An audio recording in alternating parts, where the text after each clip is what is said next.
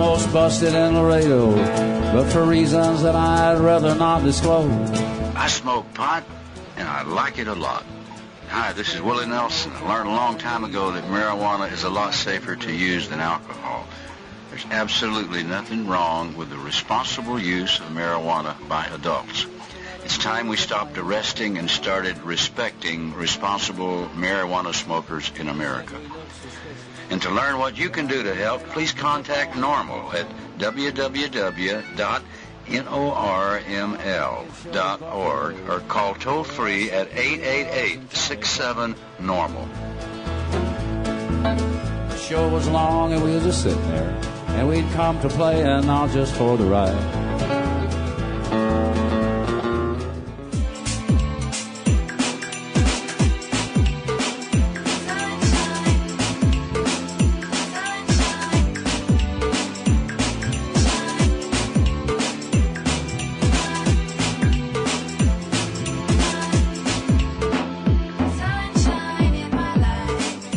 And distributed by the National Organization for the Reform of Marijuana Laws in Washington, D.C.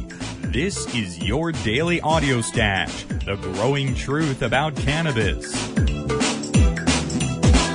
Welcome to the most popular audio podcast regarding marijuana in all of America and all the world, featuring interviews with scientists, politicians, doctors, prohibition policy activists, regular cannabis consumers, musicians, and NORML staff and NORML's board of directors, along with music and comedy no other podcast can offer.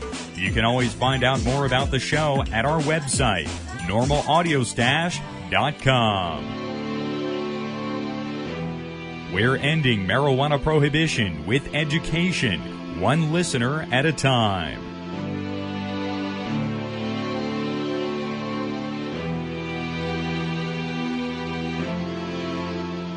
Welcome back to the Audio Stash today. It is Tuesday, May 22nd. I'm your host, Chris Goldstein. Take a moment to join us at NORML to end marijuana prohibition in America. Just visit norml.org. Tuesdays here on the Audio Stash, we have our weekly Government at Work segment looking at state legislative reform happening around the country.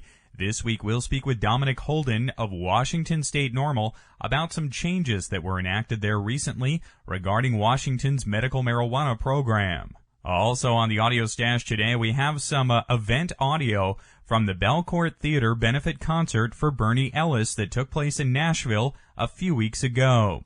We'll hear Alan St. Pierre, the MC of the event, on stage kick things off, and then some extremely fine music from Joan L. Mosser, who's a big star there in the Nashville music scene, and she's got a great sound, as you'll hear today. Let's open up the stash right away with our Government at Work segment.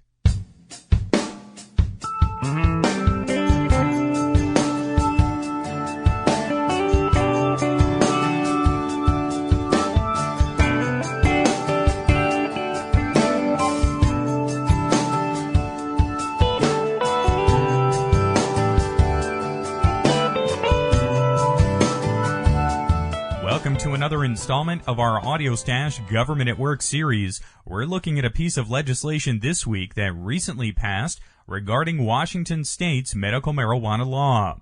Washington State has an active medical access program, and the recent law enacted a few changes and clarifications to the practice of the law. Joining us to discuss the recent bill and those changes is Dominic Holden, who's with Washington State NORML. Dominic also sits on the board of directors for National NORML. Dominic, welcome back to the Audio Stash today. Thank you so much, Chris. Great to speak with you today, Dominic. Now, tell us about the legislation that passed there recently. On May 8th, our governor, Christine Gregoire, signed Senate Bill 6032 into law, and it makes about four significant changes. The first is it allows the Department of Health to set presumptive supplies for medical marijuana patients. Under the existing law, patients are allowed to have a 60-day supply. Law enforcement doesn't know what that is. Patients don't know what that is. And because they only have an affirmative defense once they get to court, that means a lot of patients are arrested. So we hope that when the Department of Health sets these guidelines by July 2008, that patients will avoid arrest simply by being under that presumptive amount, which is supposed to be the outside limit for patients who would need the most amount of medical marijuana. The second thing that it does is it clarifies who can provide the medical marijuana. It used to say that person had to be a primary caregiver, and they had to provide all of the other care for the patient. Now it's simply a designated provider who's designated to either cultivate or give the medicine to the medical marijuana patient. So that gives a lot of protection to the patient and to the person who provides it for them. The next thing that the bill clears up is what a law enforcement officer does if they encounter medical marijuana.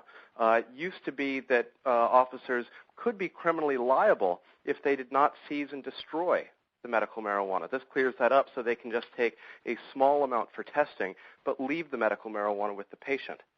And then finally, it strengthens doctors' protections, and it protects them from any type of state criminal prosecution that could possibly arise. And when you talk about patients being arrested there, have you seen a lot of that, Dominic? Absolutely. For a while I worked at the ACLU of Washington, and one of my jobs was to acquire stories from people who had had law enforcement contact in Washington. I simply put the word out to activists and medical marijuana patients around the state, and I had a flood of calls come in.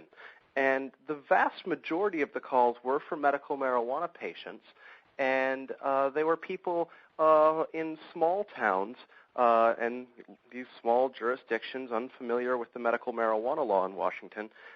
And even though they had their doctor's authorization, and even though they had an amount that would clearly be within a 60-day supply for a patient, they were arrested anyway, simply because law enforcement doesn't know what the amount is.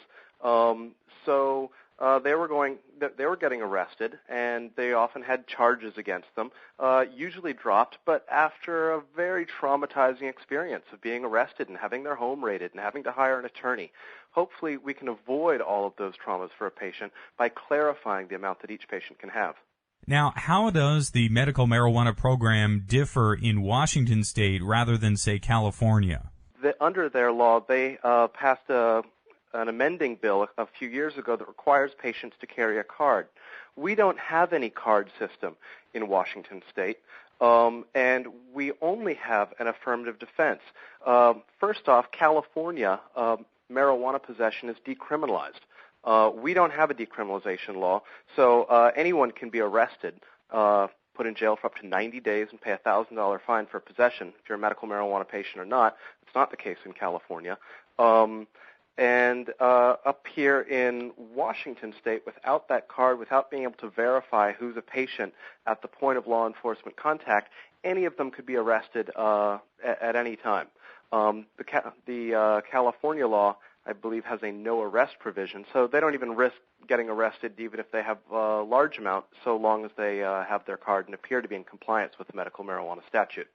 And Dominic, how is medical marijuana viewed there across Washington state, also among law enforcement? I know they're bound to arrest patients because of the wording of the law there, but how do law enforcement officers view medical marijuana patients in Washington? Well, Chris, that is a very good question, and the answers are all across the board. It's a big state, and in many ways it's a divided state with the Cascade Mountains running right down the middle. Western Washington is known as being very progressive. It's lush. It's filled with evergreens. And on the eastern side, it's desert. It's very conservative.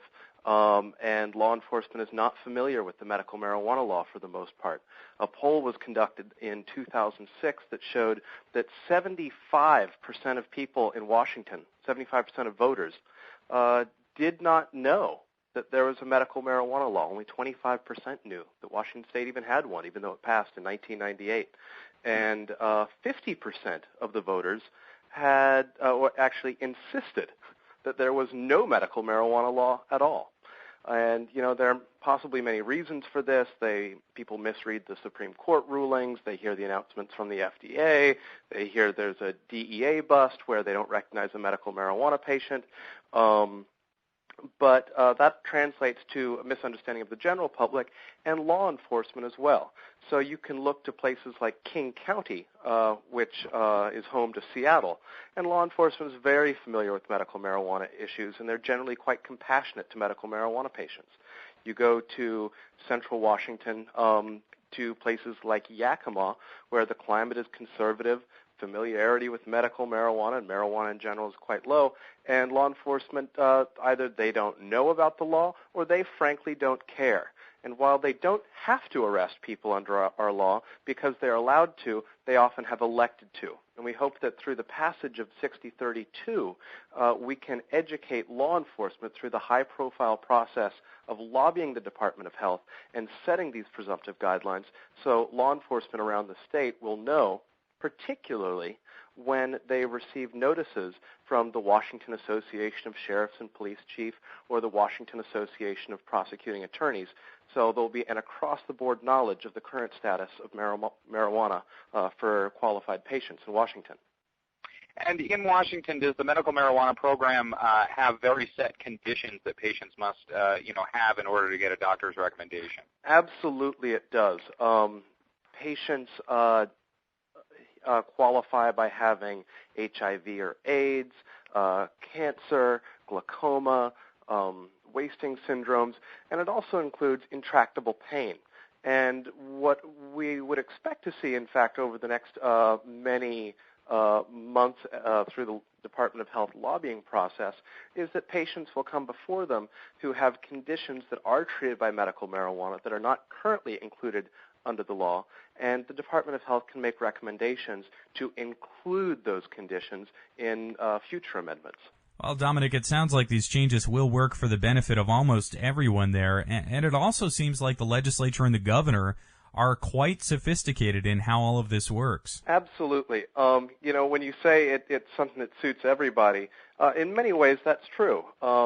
Jeannie Cole Wells, who is really the champion of medical marijuana in the Washington legislature, joined to introduce this bill with Senator McCaslin, who's a conservative senator from the far corner of eastern Washington. And there is support from the governor. There's support from the ACLU of Washington, who lobbied heavily for the bill, and a number of medical marijuana patients.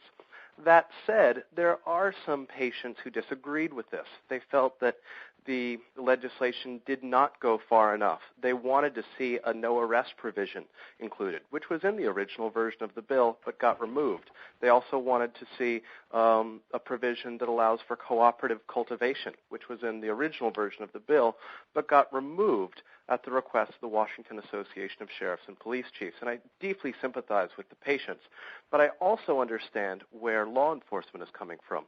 They're in a difficult place where if they walk into what looks like a commercial grow operation and they see 1,500 plants, if there's a no-arrest provision, their hands are tied, even though it's clearly in violation of the medical marijuana law. So they would like to see some sort of per-patient supply that they can use to gauge whether or not a no-arrest provision can be put in place, and also whether or not people are cultivating cooperatively under the law. Now, I, of course, believe in full marijuana law reform, and so I understand that these are incremental measures as we move from really a state of total prohibition. But clearly the people that we need to care for first are those who deserve our compassion, who are suffering. It's not just about those people whose lives are hurt if they're in prison for having marijuana, but those people who would suffer or lose their lives if they didn't have marijuana. Dominic, you mentioned there was not a statewide decriminalization in Washington. But Seattle does have a very progressive approach to adult marijuana possession for medical use and other reasons. Does that make the Seattle area attractive to patients around the state who might move into that area for easier access in regards to their medicine? Well, Seattle has deprioritized marijuana law enforcement. In 2003, they passed Initiative 75 that made marijuana possession by adults the city's lowest law enforcement priority. And this is also the largest metropolitan center in Washington state. by far. So I think just simply by the laws of population density, there are going to be more medical marijuana patients here. And also a lot of patients have to work together to cultivate their marijuana, as many are too sick to cultivate their own. And there is, of course, a greater knowledge of the medical marijuana law in this jurisdiction. So I think it's safer for patients here generally. But they are all over the state. I think that they tend to be a little bit more under the radar in some of the more conservative jurisdictions and the rural parts of the state. Now, we did see a court case in Washington this year where a woman who received a medical marijuana recommendation from a doctor in California was denied a medical necessity defense in Washington. You know, Dominic, is there any sense that that aspect of medical access could change? There was a bill introduced to protect people like Sharon Tracy. She was the woman in Skamania County who had an authorization from California because she had received her authorization from a doctor while caring for her mother who was suffering from cancer in California. When she came up, she cultivated 5 plants, which should have been covered by the law, but on the technicality that her authorization was from out of state, she was arrested and she was convicted by the Washington State Supreme Court, who in their ruling said reluctantly that she was guilty and strongly urged the legislature to clarify the law to protect people like her. A bill was introduced by Representative Sherry Appleton, but it unfortunately died in House committee. We're hoping to see a similar bill introduced next year or in 2009. And to round out here today, it does seem like elected officials in Washington are really well informed on this issue. So, you know, Dominic, is this years of lobbying and education, is this paying off now? You know, I would love to say that the medical marijuana movement and the marijuana law reform movement had done an excellent job of educating the legislature, but I think it can be attributed to a couple greater factors. And the first is that medical marijuana patients have done a great job of getting this issue into the media. And there have been a lot of feature articles, a lot of stories about individual patients. But I think the real issue is that once the bill was introduced to the legislature, a lot of people came forward who had lost someone from cancer. They'd lost someone from HIV or some other condition. And they had tremendous compassion for people suffering from those ailments and people who are in their families. And I don't think that they're as educated as they need to be, but ultimately compassion won out. We found that 80% of people in Washington state support medical marijuana law reform. So I think when faced with the choice of whether to pass a bill or to block its passage, legislators in Washington are doing the right thing. But there's still a lot of education work to do so that they know which patients need it and which changes need to be made to the law to ensure that they have safe access. And also, I know in the past, Dominic, you were an organizer for a Hemp Fest. It's coming up pretty quickly here. Absolutely we are. It's on the 3rd weekend of August. It's the biggest extravaganza in the world with 6 stages, dozens of speakers, dozens of bands, and hundreds of vendors with hemp wares from all over the world. It's right down on the Seattle waterfront with a beautiful view of downtown, so people should come down. It's free, and they should make their voice heard for marijuana law reform.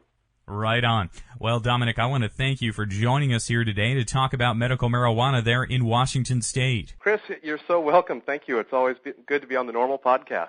Thank you again, Dom. Dominic Holden is on the board of directors for National NORML and is also on the board of Washington State NORML. We have links to Washington State NORML on our website today at normalaudiostash.com. What's up, guys? This is Miss High Times 2007, and you're chilling with us here at the NORML podcast. Now it's time to get to some of our event audio here today on the Audio Stash. This comes from the April 25th benefit concert at the Belcourt Theater in Nashville for Bernie Ellis. You can find out more about Bernie at SaveBerniesFarm.com.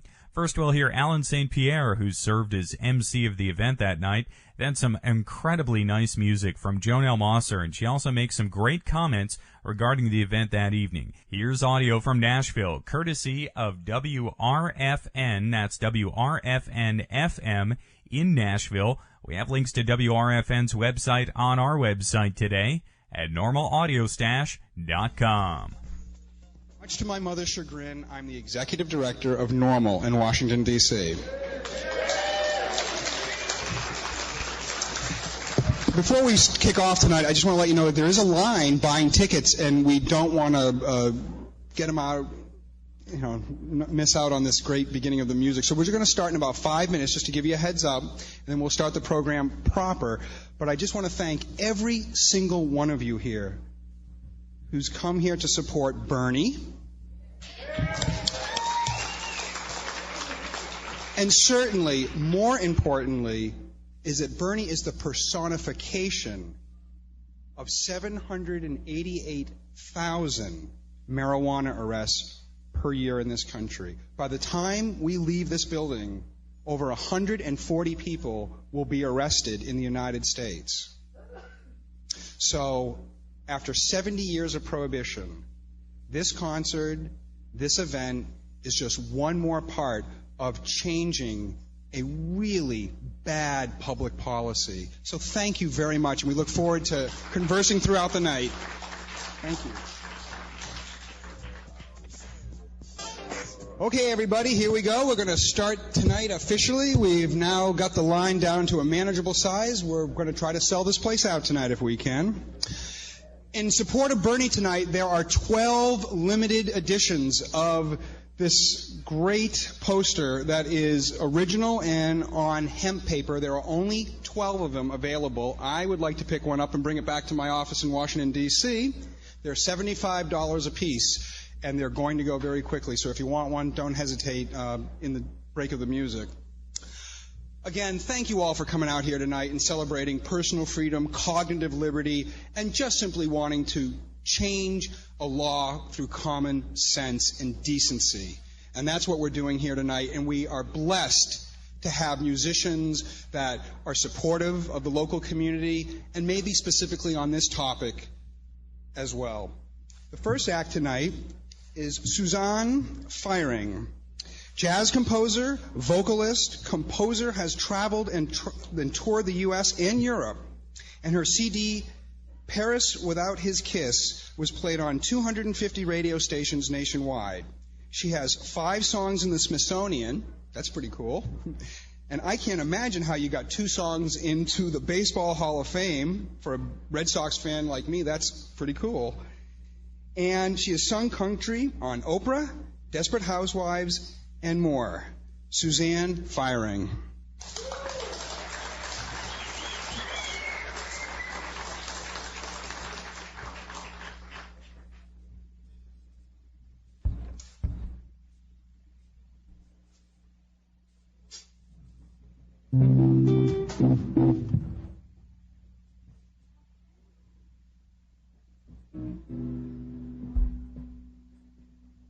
Don't know why there's no sun up in the sky, stormy weather, since me and my Joey ain't together. Keeps raining all the time.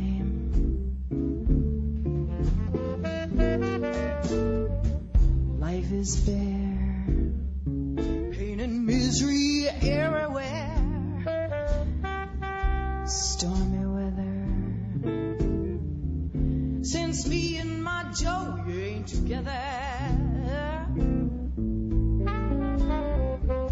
Keeps raining all the time.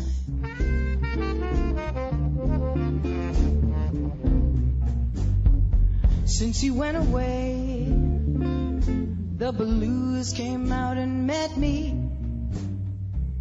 If he stays away, old rocking chair is gonna get me. If I pray, Lord above, oh, won't you let me walk in that sun once more. Can't go on. Everything I have is gone. Since me and my Joe ain't together, keeps raining all the time, talking, yeah, all the time, play it.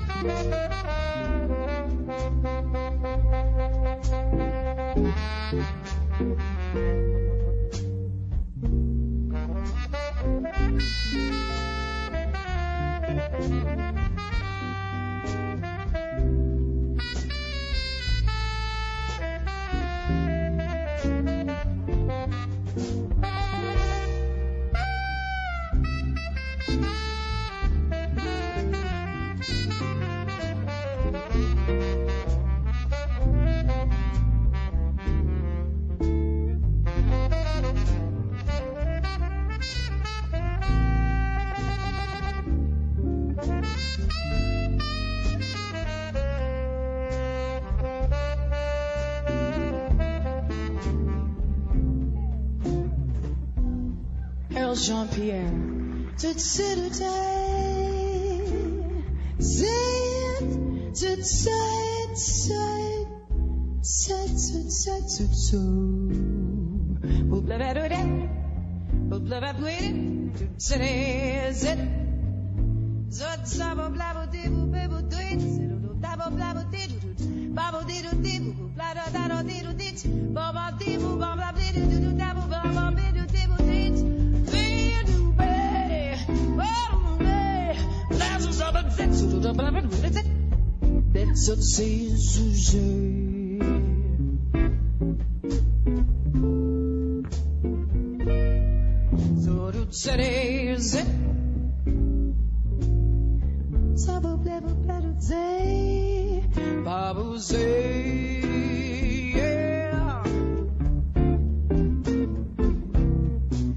well, since he went away, not the blues came out and met me.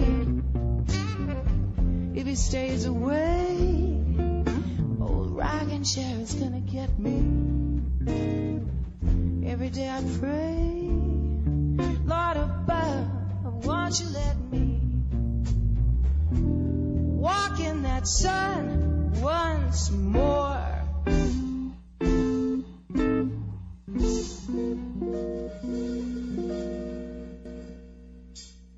Can't go on.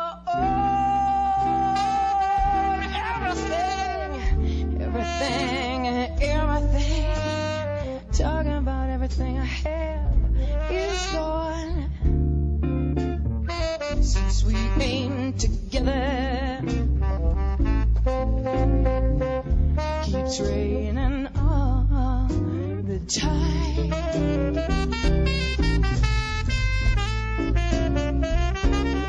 And it keeps on raining, stormy weather all the time. Yes, oh yes. Oh, rain, yeah.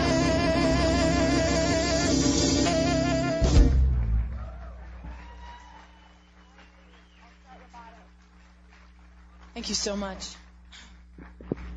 I gotta be honest with you, I'm a little bit raspy, and it's not because I've been smoking things that people don't want me to smoke.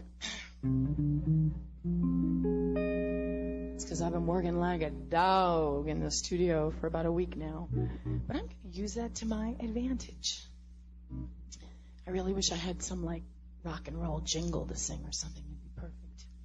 1, 2, 3. The autumn leaves drift by my window. The autumn leaves of red and gold. I see your lips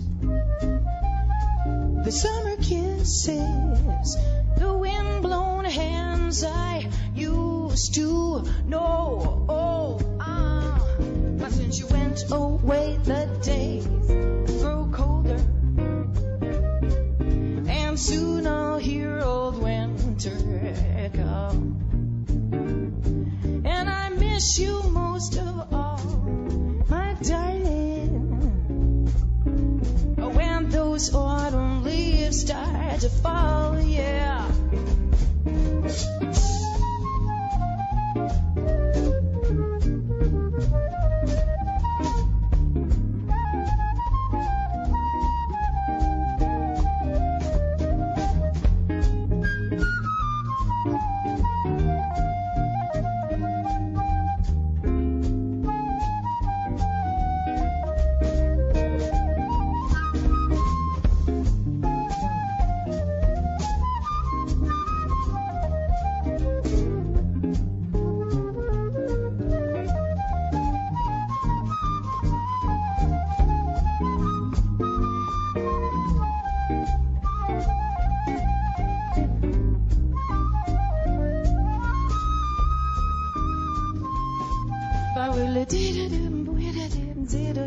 Jean-Pierre, la vida det, la vida det, la vida det, la vida det, bopuda din doi babo babo fatso sat sot saru didu didu bui, betsuru ba yedu du zebut sat da wile det, ba do ba wila uda uda di babot.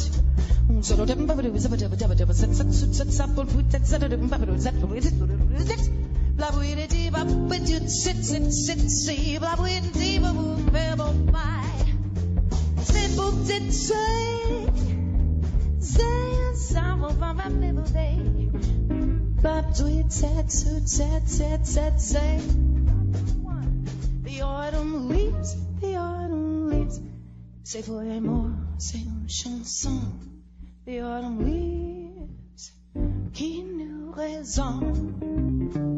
I see your lips, the summer kisses, the wind-blown hands I used to know. Oh yeah, but since you went away, the days grow colder, and soon I'll hear old winter call. And I miss you most of all, my darling, when those autumn leaves start to fall. And I miss you most of all, my darling. That was audio from a Nashville event at the Belcourt Theater in Nashville on April 25th to benefit Bernie Ellis. You can find out more about Bernie at SaveBerniesFarm.com. We heard Alan St. Pierre, NORML's executive director, emceeing the event, and music from Jonelle Mosser. Thanks to WRFN in Nashville for supplying the audio from the event. We have links to WRFN and Bernie's website on our website today at NORMLAudioStash.com.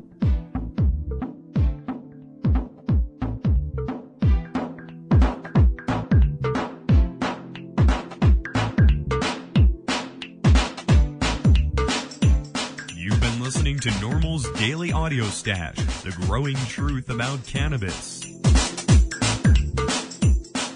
Make sure you visit our website at NORMLAudioStash.com. That's NORMLAudioStash.com for more information about every day's show. I'm your host, Chris Goldstein. Thanks for listening today. See you at 4:20 tomorrow.